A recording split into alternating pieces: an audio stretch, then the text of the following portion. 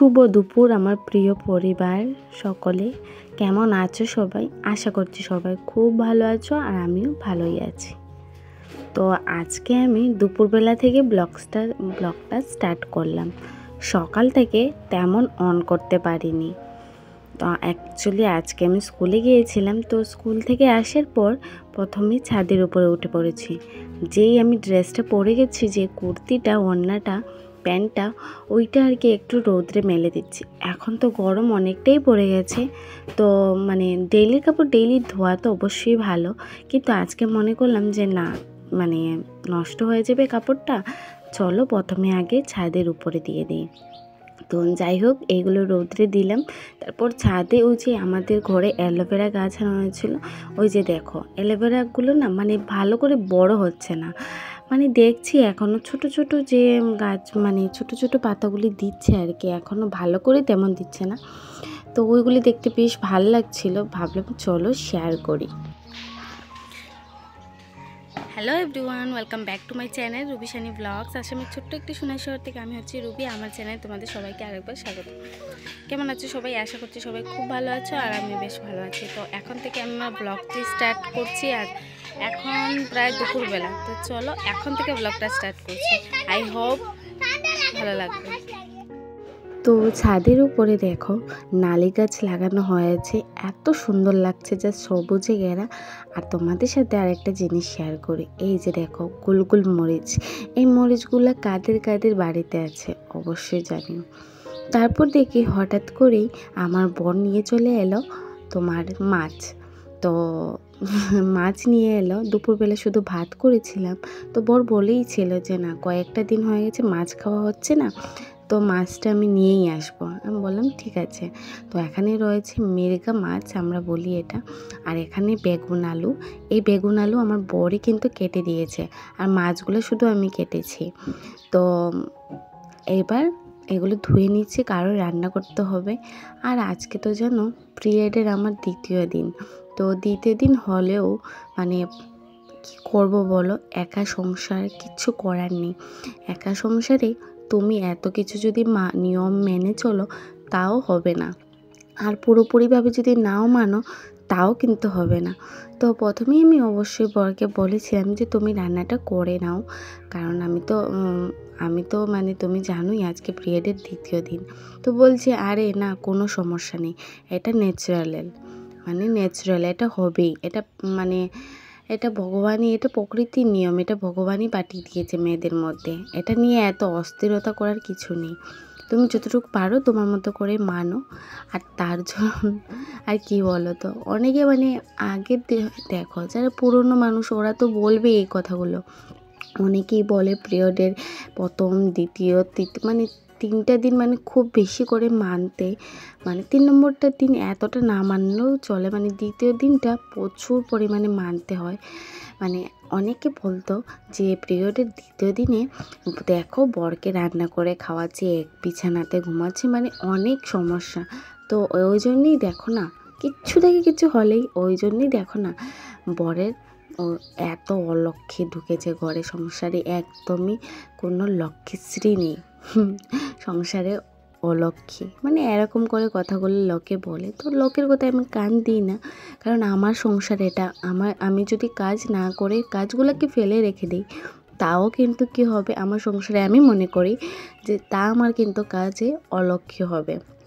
আমি যদি কাজগুলো ফেলে রেখে দিই আমার সংসারে কিন্তু কোনো দিনও লক্ষ্মীশ্রী বজায় থাকবে না, আমার লক্ষ্মী আরও অসন্তুষ্ট হয়ে আমার ঘর থেকে বেরিয়ে যাবে।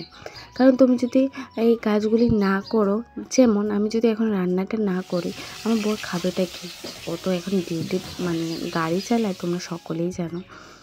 তো সবাই ব্যস্ত থাকে সবার জীবনের মধ্যে, আর আমি যদি মানে দেখো আমরা মহিলারা বা আমরা মেয়েরা, আমরা বউরা, আমরা কিন্তু সব সময় দায়িত্বটা বেশি থাকে আমাদের মধ্যে, আমরা মানিয়ে নিতে পারি।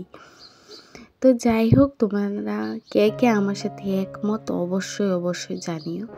তো অবশ্যই কিন্তু আমি স্নান টান করে ফ্রেশ হয়ে কিন্তু তোমাদের সামনে এলাম। তো আমার রান্নাটা হয়ে গেছে, আর আগে যেটা দেখেছিলে মানে আমার বড়াই কি ফ্রিজটাকে ঠিক করছিল, ফ্রিজ আনা হয়েছে তোমরা সবাই জানো। তো এবার এই যে দেখো, আর আমি থালের মধ্যে একটু জল দিয়ে দিয়েছি যাতে মানে ভালো থাকে। তো বর, আমি ভুলেই গেছি যে ফ্রিজ আছে, পরে বর বললো যে না ফ্রিজ তো আছে, ফ্রিজের মধ্যে রেখে দাও। তো প্রথমে তোমরা দেখতে পাচ্ছ ধনে পাতাগুলো ইয়েতে রেখেছিলাম, তারপর বর দেখে এখানে এনে রেখেছে। বেশ ভালো হয়েছে এবার সত্যি, মানে ফ্রিজ থাকলে কোনো টেনশন থাকে না, মানে বিন্দাস খুব সুন্দরভাবে সবজিগুলোও তাজা তাজা থাকবে। তো আমি কি করলাম জানো তো, দুটো বোতল নিয়ে জল ভরে রেখে দিয়েছি। ভাবলাম যে না যদি আবার খেতে ইচ্ছে করে তখন খাবো, আর বেশি ঠান্ডা জল খেতেও পারি না গো, কেন মানে শরীর খারাপ করে যাবে, গলা ধরবে। তো যাই হোক বন্ধুরা, আমি তো পিরিয়ডের দ্বিতীয় দিন আমি সব কিছুই ছোঁয়াছুঁয়ি করছি, কারণ করলে নাও হবে না, আমি তো একাই ঘরে। তো বন্ধুরা জাস্ট আমি স্নান টান করে আসলাম, এই যে দেখো চুলের অবস্থা, আর ক্যামেরাটা কেমন ঘোলাঘোলা হয়ে গেছে। যাই হোক, তো আজকে আমি একটুখানি মার্কেটে গিয়েছিলাম, তো লোশন আমার শেষ হয়ে গেছে, অনেকে হয়তো জানো। তো এটা এনেছি, এটা আইব্রোর লোশন নিয়েছি দেখতে পাচ্ছ, আর এটা হচ্ছে নিভিয়া সফট, মানে যেটা যে সফট ক্রিম যেটা সেটা, কারণ আমার এই দুটো ইউজ করলে না একদম ভালো লাগে না। তো যাই হোক, আমার কাছে এই দুটো আছে। তো এবার স্নান করে এসেছি, তখন বাকি কাপড়গুলো আমি মানে এবার ইয়েতে দেবো, রোদ্রে নিয়ে দিই। কারণ তোমরা জানো আজকে পিরিয়ডের আমার দ্বিতীয় দিন।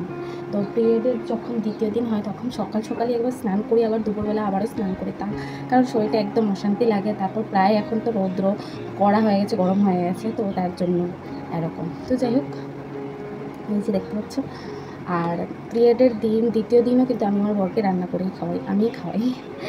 তো সেটার কারণ তোমরা অনেকেই বুঝতে পেরেছো ভিডিওটা দেখে, যারা ভিডিওটা দেখছো।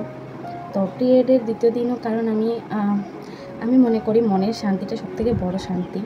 আর আমি যদি রান্না করে সময় মতো না দিই, আমার বর তো কখনোই রান্না করে খাবে না, কারণ ও যদি রান্না করে খেতে বসে তাহলে ও গাড়িতে কখন যাবে। তো আর যদি গাড়িতে না যায় তাহলে ঋণগুলো কেমন করে শেষ হবে। তো যাই হোক, বাকি কথা তো তোমরা বুঝবেই। আর এটা হচ্ছে ন্যাচারাল একটা জিনিস, এটা মেয়েদের হয়, প্রত্যেকটা মাসে হয়, এটা হবেই।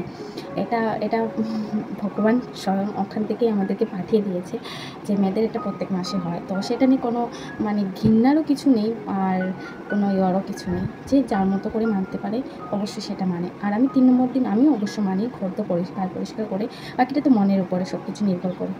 কিন্তু পিরিয়ডের দিন যদি আমি দ্বিতীয় দিনও ভালো বা প্রথম দিনও ভালো আমি রান্না করে বরকে খাওয়াই, সেটাতে আমার বরের অমঙ্গল হয় কি না সেটা বুঝতে পারছি না। কারণ আমি অনেকেই শুনেছি, অনেকে আমাকে মানে পিছন দিক থেকে বলে, মানে খুব অলক্ষী, খুব অমঙ্গল হয় বরের, তার জন্যই অমঙ্গল হচ্ছে বলে আর কি।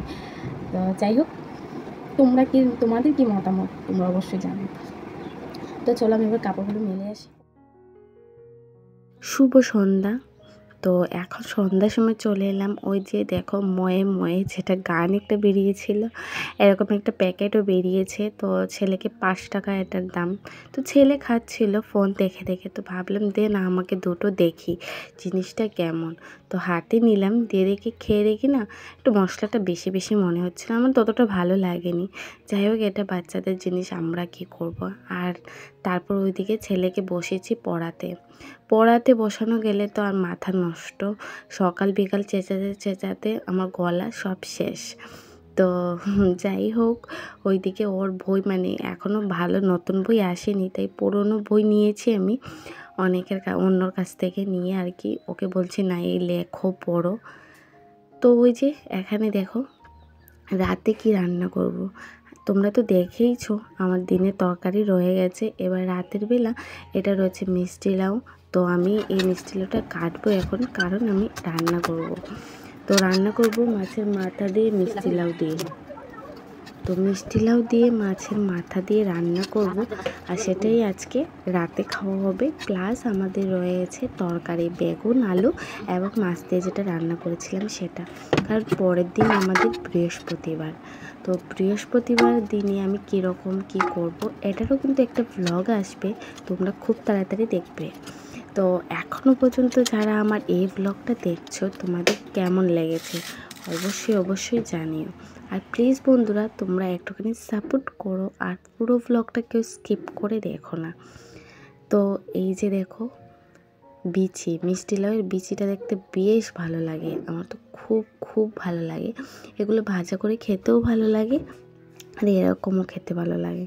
তো যাই হোক, ওই যে করেছিলাম মিষ্টি লাউ, এরকম করে করেছি, কয়েকটা কাঁচা লঙ্কা। তো বন্ধুরা খাওয়া দাওয়া হয়ে গেছে, এই যে মশারি টশারি টাঙ্গানো এই ছেলে ভিতরে, আর আমার সব কিছু হয়ে গেছে। এখানে দেখো খাওয়া দাওয়া করে নিয়েছি, তো করে নেওয়ার পর এখানে এই যে বাজাটা করেছিলাম এটা রয়ে গেছে, মিষ্টিলাউ ভাজা খাওয়া হয়েছে, আর এখানে তরকারি যেটা দিনের ছিল এটাও রয়েছে, দুটোটা এবার গরম করে নিয়েছি, এবার ফ্রিজের মধ্যে রেখে দেবো ডেকে। আর তো চলো সবাইকে বন্ধুরা গুড নাইট, সবাই খুব ভালো থেকো, সুস্থ থেকো, দেখা হচ্ছে কালকে আবার নতুন আর একটা ফ্রেশ ব্লগের সাথে। ততক্ষণ সবাই খুব খুব ভালো থেকো, সুস্থ থেকো, ফিরে আসছি কালকে।